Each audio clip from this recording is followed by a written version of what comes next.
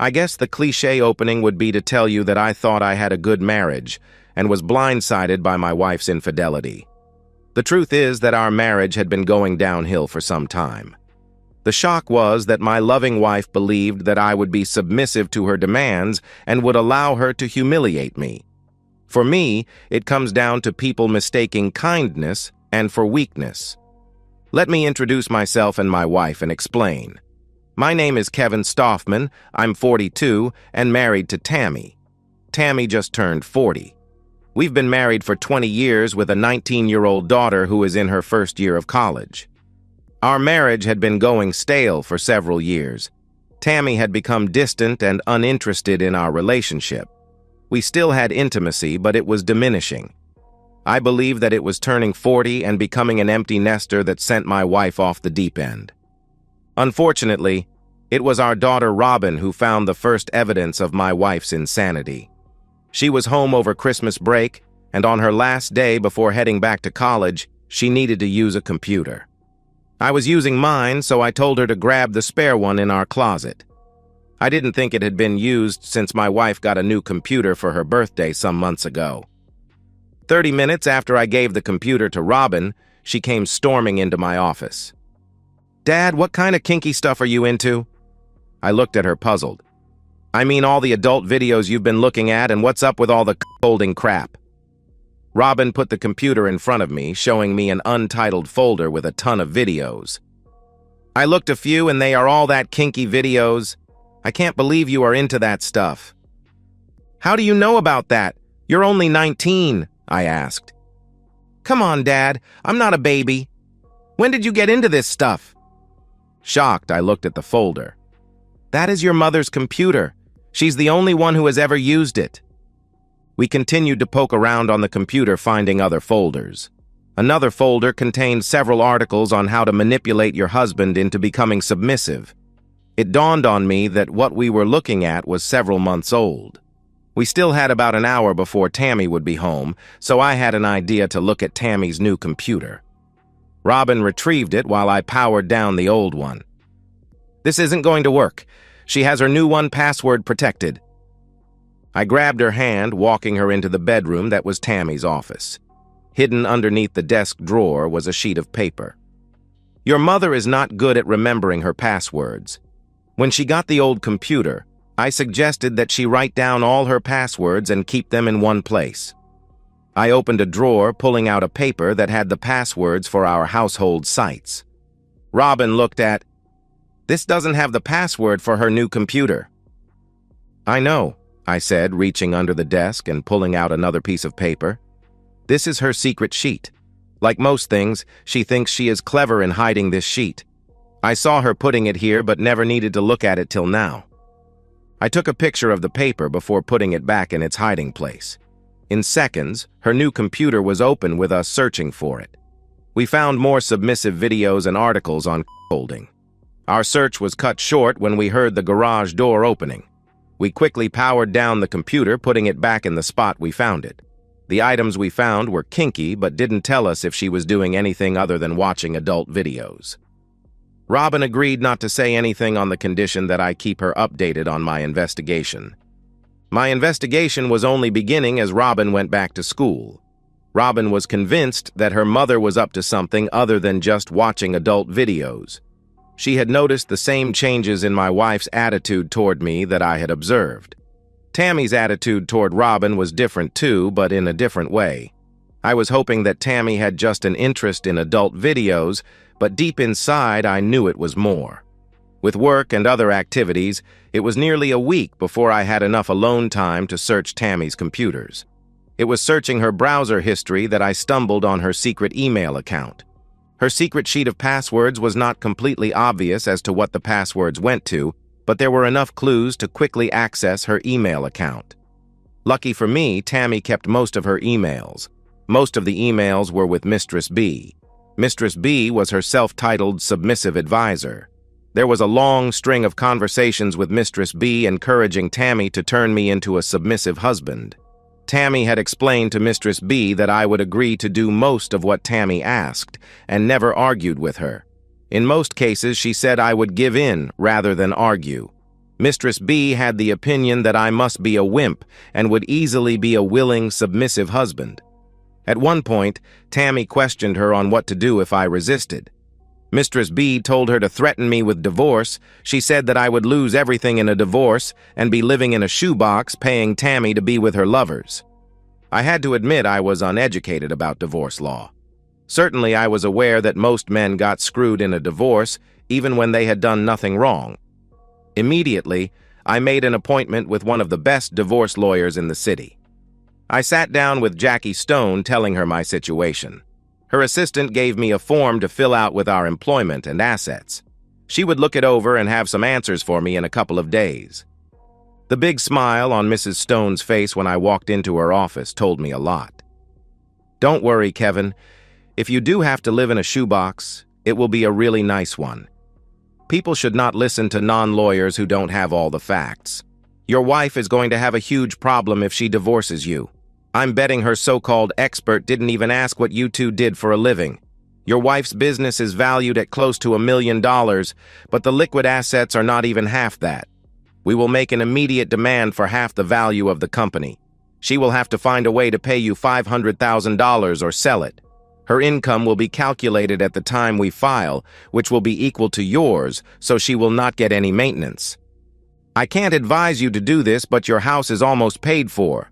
A large home equity loan put in a trust for Robin's college expenses would shelter that money away from your wife. You both have essentially the same amounts in your retirement funds, so that will be a push. If you decide divorce is the option, we can do this. Is there any advantage to filing on the grounds of adultery? I asked. Not in the division of assets, but we might be able to use the evidence you are collecting to force her into a favorable settlement. I think it would hurt her business if her activities went public. Mrs. Stone agreed to prepare the paperwork and wait for my signal to have her served. We didn't have evidence of adultery other than the emails, but it looked like she was going there. We could use the time to shelter additional money from Tammy's grasp. I updated Robin on what I found and what the divorce lawyer said. You think she's going to try to turn you into a submissive husband? That cheating woman? She can't really think you would go along with that. It's partly my fault. I give her everything she wants. I should stop it now, I replied. Wait, Dad, maybe you should play along. Do you really think she will stop if you put your foot down? She will just hide it. Play along and draw her into a trap. Oh, I like that, I replied. I continued to watch Tammy's secret email account. Mistress B instructed Tammy to cut me off from intimacy and be more demanding I do most of the household chores. Tammy was to gauge my response to her being nastier and demanding of me. Tammy was supposed to tell me that if I did just as she instructed, I would be rewarded with intimacy. Mistress B told her to always find faults with my work and to withhold intimacy. My compliance would be the signal that I was ready to be her wimp husband. I thought about standing up to her, but Mistress B told her that if I didn't go along, then she would change plans and humiliate me secretly. Just as Robin suggested, I played along with her plan. I played my part well as the dominant male. I sheepishly did just as I was told. I was so angry with her that I was happy not to have intimacy with Tammy, but acted disappointed when she withheld intimacy. I knew the end was coming near when I read an email that Tammy told Mistress B that she had found her bull. He was a salesman for one of the suppliers of her business. Mistress B told Tammy that she should sample her new bull before springing the plan on me. I had been holding out hope that Tammy would come to her senses before she committed adultery. My blood boiled when I read an email a week after Tammy said she had found her bull. It was to Mistress B. I've experienced my partner in every way. I'm ready to make my husband submissive. Finding the bull's identity was easy. There were a couple of new emails from Stephen Rose.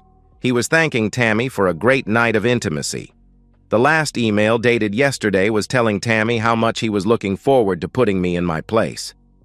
He had thought it over, and Steve said that he was excited to humiliate me, and he wanted me, to pleasure him. With some quick research, I found out all I could about Stephen Rose. It was hard to believe he was going to be my bull. I thought a bull was supposed to be an imposing figure of a man. If I had the right Stephen Rose, and I knew I did, this man was 5 foot 10 inches, about 180 pounds. I'm just over 6 foot tall at 200 pounds. True, he was 10 years younger than me, but from the pictures I saw, I could take him on my worst day. Steve was a salesman who was a supplier for Tammy's business, and he was married with 2 small children. I felt sorry for what was about to happen to his family. I watched their email for the next 2 weeks. Steve was kind enough to take a few POV photos of my wife with him. I'm sure he didn't realize that he had sent me the evidence I needed to prove my wife's adultery and ruin his own marriage. The email finally came. Tammy emailed Mistress B that she was ready to take out her plan. She thought I was ready and her bull was on board. Friday night was going to be the night. Tammy was going to spring her new rules on me before Steve came over to her. Her divorce threat was going to be used if I didn't immediately agree. Tammy even told Mistress B that she had a special gift for me to put me in my place. Mistress B, based on my compliance with all her previous demeaning acts, assured Tammy that I would comply. I had 3 days to prepare when I learned of the plan. My lawyer had the final draft of the divorce papers ready and gave me a copy. I had already obtained an email address and phone number for Steve's wife. Robin was shocked when I told her the details of her mother's plan, but she loved how I was going to respond. Robin would be on standby to do her part in my plan. Tammy was seated at the kitchen table when I walked in. She was looking a little nervous. I switched on the digital recorder I had in my pocket when she spoke up. "Kevin, sit down. I need to talk to you about something." I tried not to smirk. "Can I change first?" She got in her authoritative voice. "No, you're going to sit down and listen. You are not going to interrupt." I sat in the chair, putting my briefcase next to me before nodding to her. "We are going to have some changes here, and you will have to accept them. First thing, I'm going to be taking on a lover. He is coming over tonight to have intimacy with me. Your participation will be limited to cleaning me up and getting him ready to go again after he has had intimacy with me. You will continue to do the chores around the house and do whatever I tell you to do." Tammy paused, so I jumped in. "Is that it?" I asked. "No. I have a little present that you will start wearing. You will wear it all the time, and I will have the only key. Go ahead and open it." She shoved the wrapped box over to me. Inside the box was a chastity cage. I had seen a few of them in the videos that Tammy had on her computer. I held up the cage. "Are you finished?" "Yes. I know this will be a big change, but you will adjust and do as you're told." Tammy was looking nervous now. I think she expected a different reaction from me. "I do want to warn that if you don't agree, there will be consequences." I could help it, but I let out a little chuckle. "Now are you done?" Tammy nodded. "Aren't you supposed to tell me that if I don't comply, you will divorce me and I'm going to live in a shoebox?" "Well, yes, those are some of the consequences, so you better just go along." Her voice was shaking a little and a little less authoritative. I pulled out my cell phone, sending the pre-planned email to Steve's wife, then hitting Robin's number. "Yeah, honey. She laid the law down to me. You won't believe it, but she just gave me a chastity cage to wear." Tammy tried to regain control. "Put the phone down. Who the hell were you talking to?" I looked at her with a snarl. "I better let you go, honey. I have to take care of this." Putting the phone down on the table, I looked up at my wife before slamming my hand down with a loud thud. "Never interrupt me when I'm talking to my daughter," I said in a calm but firm voice. Tammy stood there speechless. "Good. I have your attention. Let's recap what you have just said to me. If I have this straight, your plan is to have some guy come to our house tonight to be intimate with you. I'm supposed to watch you. I assume that this will continue with me being your faithful c***old. Oh yes, I'm supposed to wear this cage that only you have the key. The final kicker. If I don't go along, you will divorce me, taking me for everything I've worked for and have me live in a shoebox. Is that about right?" Tammy got a little of her confidence back, thinking things were still going her way. "Yes, that is exactly how it is going to be." I picked up my briefcase, sitting it on the table before opening it. "Tammy, pull out your phone and call Steve." Her confidence was eroding quickly. "What? Who is Steve?" I grabbed the phone from her hand, punching her code to open it. Just as quickly, I hit Steve's number from her contacts, putting him on speaker. "You know Steve, your bull."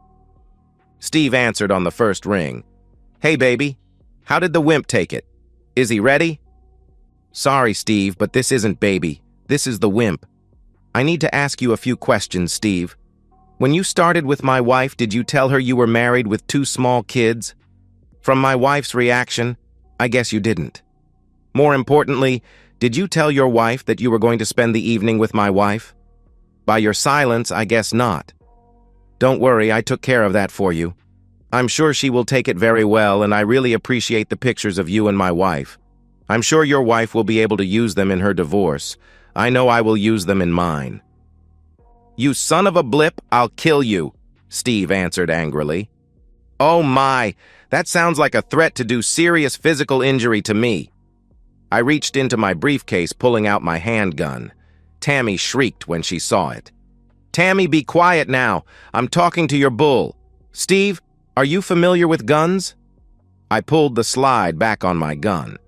"If you are not familiar, that was the sound of a .45 caliber handgun having a round chambered. I've recently wondered what a .45 caliber bullet would do to a man. If you show up at my door, we will both find out." After a few moments of silence, I looked at Tammy, who was starting to panic. "Damn, I think he hung up. I didn't even get to tell him that I also sent some of his emails to his employer. Did you know that they have a strict rule against having intimacy with their clients? Sit down, Tammy, you were right earlier. We have some things to talk about." Picking up the cage, I looked at it closely. It was a small. I tossed it to her. "Really a small? A goddamn small? There is no way I would fit in here, you know that. That is just one of the many miscalculations you've made, my dear wife. Did you really think I was going to accept all this stuff?" Tammy started to stammer. Pulling out a folder from my briefcase, I slid it across the table. "What is this?" she asked, looking about to cry. "It is a petition for divorce. My lawyer, a woman who actually went to law school, wanted me to tell you that you should never take legal advice from an internet woman. Let me give you the highlights. First, you aren't going to take everything from me, and no, I'm not going to live in a shoebox. Let's start with our assets. I'm sure your internet woman told you that you would get everything. That's wrong. We live in a 50-50 state. That means each of us is entitled to half of the assets of our marriage. Did you tell your advisor that you owned a successful business? No, I didn't think so. You will notice that I am demanding half of the business that you built during our marriage. Now, I remember that last evaluation for that loan you got valued the company at $1 million. I am demanding $500,000 cash in the divorce." Tammy started to stammer. "But you know that valuation was only to secure the loan. You know my company doesn't have those kinds of assets." "Oh my, you might have to sell your business. Second thing, I'm not asking for maintenance. Lucky for you, your reported salary from the company along with the company benefits you've been receiving are equal to my current salary." "What? You make more than I do and you know it," she replied. "There you go again, listening to some internet woman. You see, your salary is calculated using what you receive from your company along with the benefits like a car, trips, and whatnot. A shame you will have to sell it to pay off your debt to me." "You son of a blip, you planned this," she replied. "No, let me stop you there. You planned this. I'm just reacting to your plans. How's your plan working so far?" Tammy was crying hard now. "I don't want a divorce. Isn't there a way we can work this out?" "Work this out? You are crazy. You intended to put me in a cage. I don't know what happened to cause you to lose your mind, but I'm done. Just so you know, I've known about your little plan. It just proves my point that you believe that kindness is a weakness, so I will fix that for you. I will no longer be kind to you. I will treat you as poorly as you have treated me." Tammy was crying. "Kevin, I'm sorry. I was looking for something new and got caught up in the excitement. Please, can we just forget all this? I see how wrong I was to force you into this." You wanted excitement. I'm going to give it to you. This is going to be so exciting, going to divorce court. It's going to be so exciting for you to tell your family what a cheating woman you have turned into. Finally, it's going to be so exciting for you to have to sell your business to pay me off. Look at all this excitement you're going to have."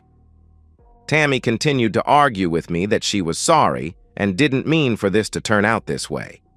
She had been crying for over an hour when someone started pounding on the front door.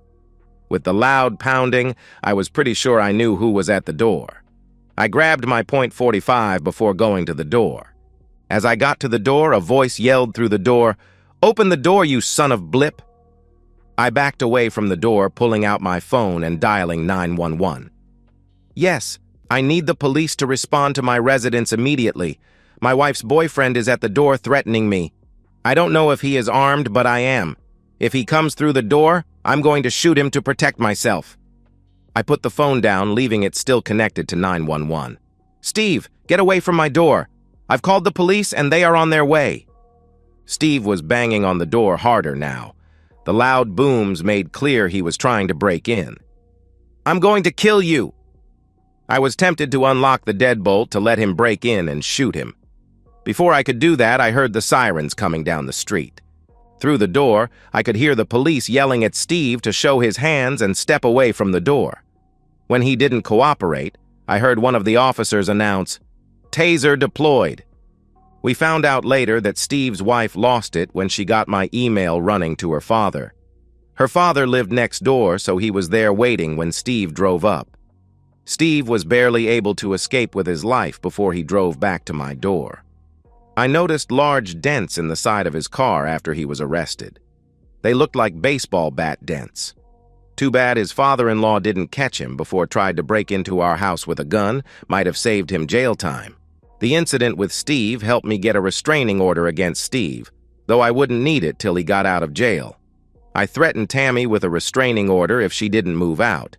I knew that no judge would grant it, but she didn't. Tammy moved in with her parents kicking and screaming the whole time. She kept wanting to talk, saying that she didn't want a divorce.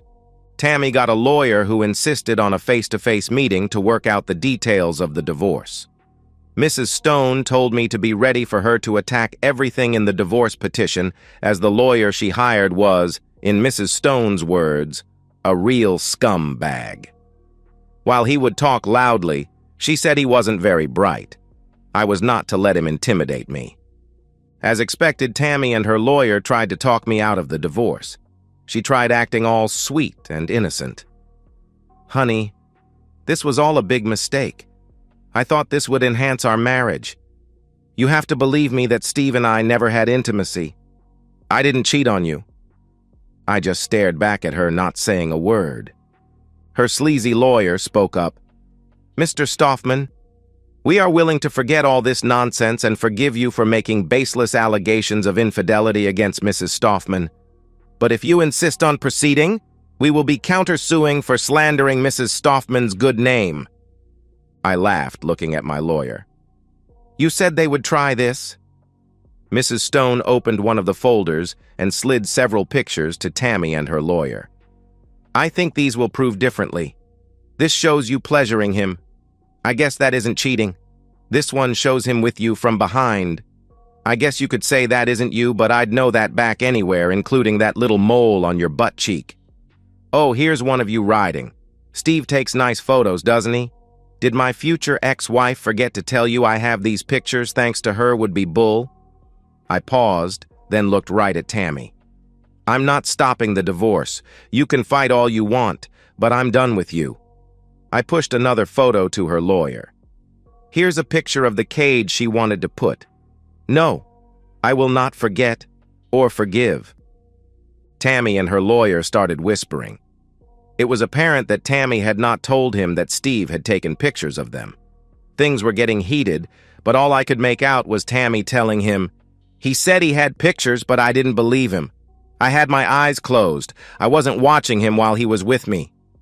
Mrs. Stone suggested we take a break for the lawyers to confer with their clients. Mrs. Stone and I laughed as we left the room. When we returned, Tammy had a different look on her face. The sweet and innocent look was gone. Her lawyer stated, We are going to demand counseling. Mrs. Stone had told me to expect that. I told her I could sit through how many sessions they could throw at me. In the event, we can't convince you to end this after counseling. We need to talk about the division of assets. Your plan for splitting assets is completely unacceptable. Tammy's lawyer pulled out the folder containing our property division. Your demand for $500,000 for Mrs. Stoffman's company is absurd. We need to have an independent evaluation of the business before any numbers are discussed. You know, my company is worth maybe half that, Tammy said, looking at me. My lawyer looked over to me with a grin. She opened a folder, pushing a stapled stack to Tammy. Mrs. Stoffman, I think you will recognize this document as a loan application for your business. If you will look at the last page, you will find your signature and a paragraph that you were signing under penalty of perjury. You mailed this to the bank after it was notarized. You verified that the worth of your business was just over $1 million. Based upon this application that you signed, the bank gave you a loan. If you are now saying that the value of your company that you put on this application was not true, that is very troubling. Not only would you be admitting to perjury, but because you used the postal service, you have committed mail fraud. I know your attorney does not specialize in criminal law, but I'm sure he knows that the feds take mail fraud very seriously. Well, Tammy, maybe it is you who will be in a cage, I said, laughing. Tammy went pale, turning to her attorney. They argued for a few moments when her attorney announced the meeting was over. A week later, I was shocked to find Tammy standing on my doorstep. Tammy looked rough. Her hair was a mess, and her eyes looked like she hadn't slept in days. Please, Kevin, we need to talk. I opened the door for her. Didn't we do that the night you planned on making me a wimp husband? I led her to the kitchen table. It all went down. What do you want to talk about, Tammy? I can't do this, Kevin. I was wrong and stupid. I'm losing everything, including my mind. Robin won't talk to me. Every time I call her, she says I'm a cheating woman and hangs up. I'm going to lose my business, and you're trying to put me in jail. My parents are angry at me. I heard my dad telling Mom that I was a cheating woman and wanted me out of the house. Steve's wife came by my parents' house telling my mom she was going to kick my back. Sounds to me like you are getting just what you deserved. Isn't it exciting? I asked. Tears were streaming down her face. You really wouldn't put me in jail, would you? It's not me who will put you in jail. Like all things, your actions will put you there. Wasn't it you who was going to put me in a cage? Seems like the key is in the other hand now. I can't understand how you ever thought I would accept that. I'm sorry. I got caught up in the excitement of what I was seeing online. That woman told me you would enjoy it. She said the fact you took on the household chores and didn't complain signaled that you liked being dominated, Tammy answered. Or maybe that I'm a nice guy who wanted to make his wife happy. Tammy, we're wasting our time. I'm not backing down.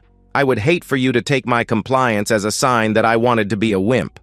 I suggest that you drop the demand that we have counseling and you find a buyer for your business.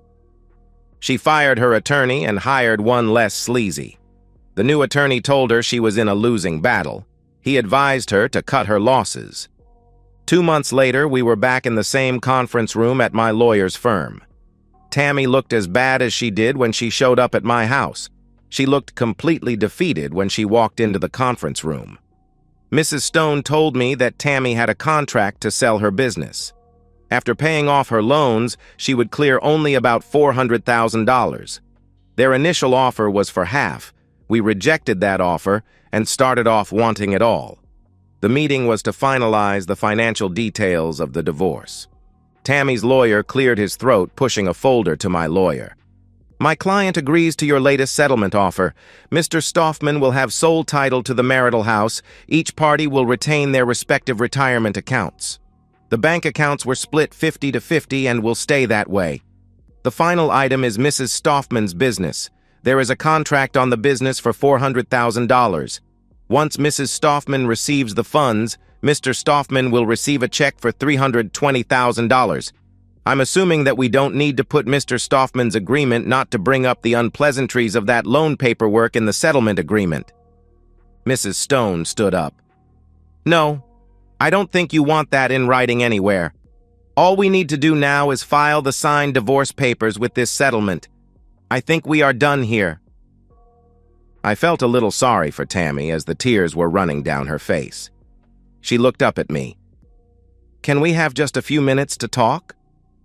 I looked at Mrs. Stone, giving her a little wave that I would agree to talking. The other walked out of the room, leaving us alone. "I'm so sorry, Kevin. I know that I have no chance of winning back your trust, but can you please help me with Robin? Our daughter won't have a civil conversation with me and won't agree to meet with me. When we do talk, she calls me horrible names." "What did you expect? Did you think she would support you putting me in a cage and taking on other men to have intimacy with? There is nothing I can do to change her mind. You will have to work this out yourself." Tammy put her head down, shuffling out of the conference room. I so wanted to ask her how she was handling all the excitement she brought on herself, but that would be piling on. I had done enough. And so, we've reached the end of today's story. Was it what you expected, or did it take a twist you didn't see coming? I'm curious to hear your thoughts. Share them in the comments below, and let's get a conversation going. If this story kept you hooked, make sure to hit that like button. And if you're new here or just haven't subscribed yet, now's the perfect time to join our community. I bring you fresh, captivating stories every day, so click that subscribe button and turn on notifications so you never miss out. Thanks for watching, and I'll see you in the next one.